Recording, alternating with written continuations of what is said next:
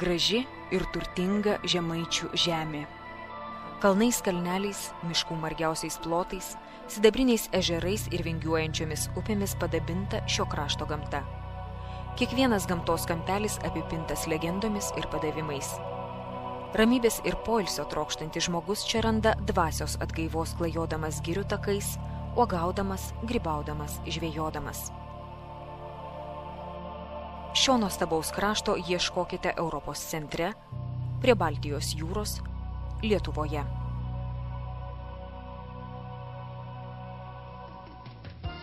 Telšiai nuo seno pagrįstai vadinami šiaurės vakarų Lietuvos dalies Žemaitijos sostine. Telšių miestas rašytiniuose istoriniuose šaltiniuose pirmą kartą paminėtas 1450 metais, nors archeologai senųjų Telšių pradžią datuoja nuo IX amžiaus. Miestas išaugo ant 7 legendomis apipintų kalvų prie gražaus Maščio ežero.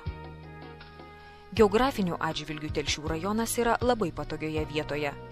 Rajono centrą kerta pagrindinė šalies geležinkelio linija jungianti pajūrį su didžiausiais Lietuvos miestais – Šiauliais, Kaunu ir Vilniumi, o per juos ir su svečiomis šalimis.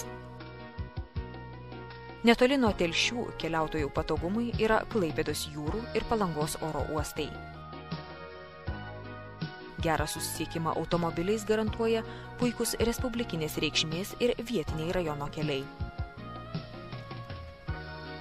Telšių kalvos ir senamiesčio gatvelės atmena garsaus istoriko Mykolo Eustachijaus Brenšteino, pirmosios lietuvių poetės Karolinos Praniauskaitės, Antano Baranausko, Vydūno, Ievos Simonaitytės, didžiojo bibliotekininko Levo Vladimirovo, 1918 m. nepriklausomybės akto signatarų vyskupų Justino Saugaičio, Stanislovo Narutavičiaus ir jo brolio Gabrieliaus, pirmojo Lenkijos prezidento bei daugelio kitų žymių žmonių žingsnius.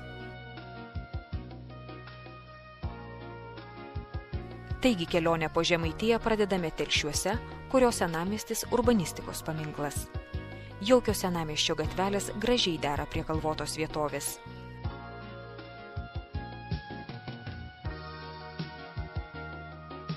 Jos veda į erdvę turgaus aikštę, kurią puošia originalus bokštas laikrodis su Žemaitijos simboliu meška.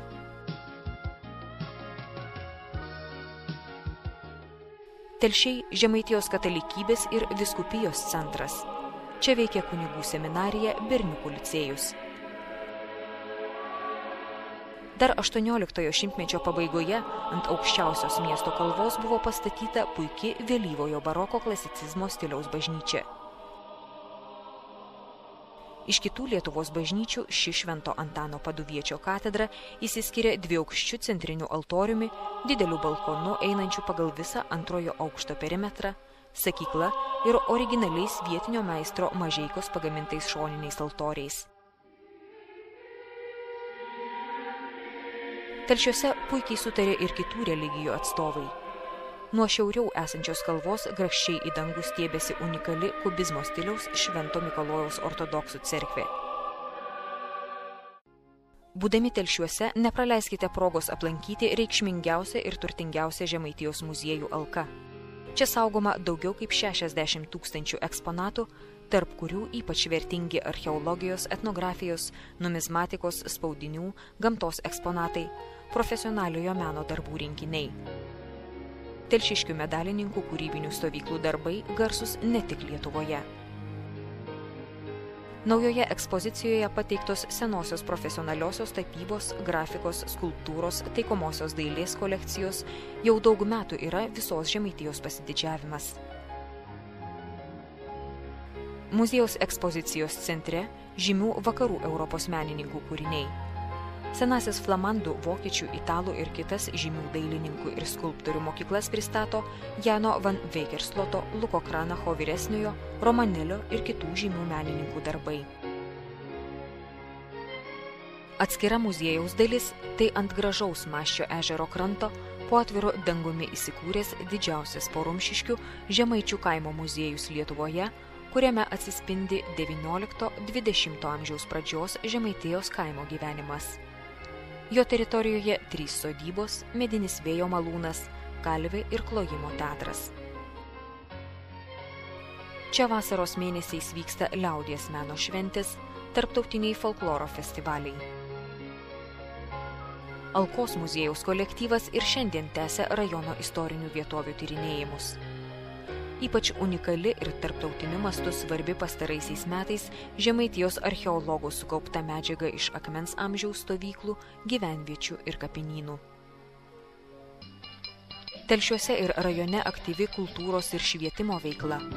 Didelis dėmesys skiriamas vaikų ir jaunimo ugdymui.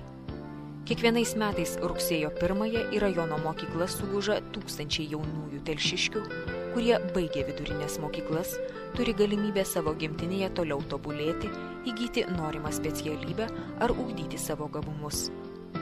Rajone veikia 4 aukštųjų mokyklų filialai. Klaipėdos socialinių mokslų kolegijos Telšių filialo, kunigų seminarijos Žemaitijos kolegijos Telšių menų ir pedagogikos fakulteto auklėtiniai sėkmingai dirba visoje Lietuvoje. Vilniaus dailės akademijos Telšių dailės fakulteto dėstytojų ir studentų darbai žinomi toli už Lietuvos ribų. Juvelyras ir metalo plastikos meistras Romualdas Inčirauskas, medalininkai ir grafikai Petras Gintalas, Vytautas Mockaitis, skulptorius Artūras Sakalauskas ir kiti menininkai nuolat eksponuoja naujausią savo kūrybą Telšių ir kitose šalies ir užsienio parodų salėse.